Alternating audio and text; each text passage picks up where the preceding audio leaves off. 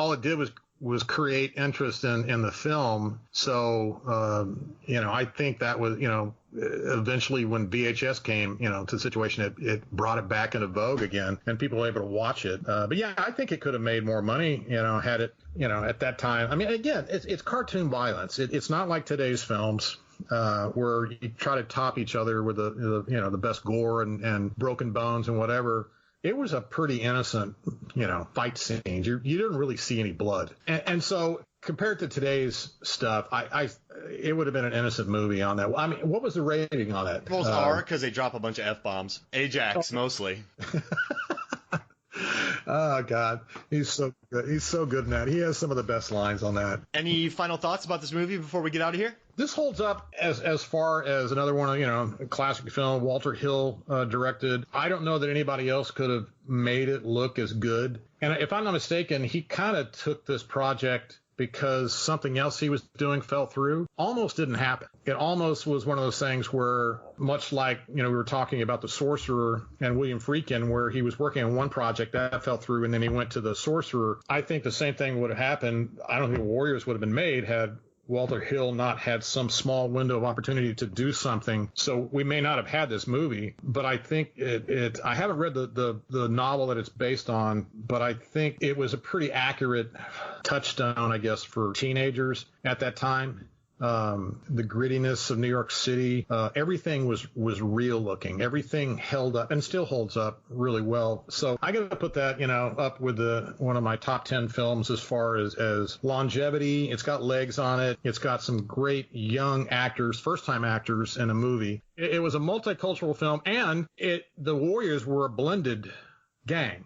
A lot of the gangs were either white or black or Hispanic or or Asian. The Warriors were the United Nations of gangs because there was everything in that gang. The only thing they didn't, and then they added a woman later, Mercy. So literally, they were the all-inclusive gang that let anybody or everybody in there.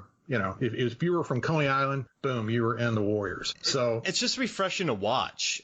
I love movies with diverse casts. It gets so boring sometimes seeing just the stock actors in there. So whenever you watch this and you haven't seen these actors in too many roles, so that's Cochise, right? That's Cleon. That's Luther. That's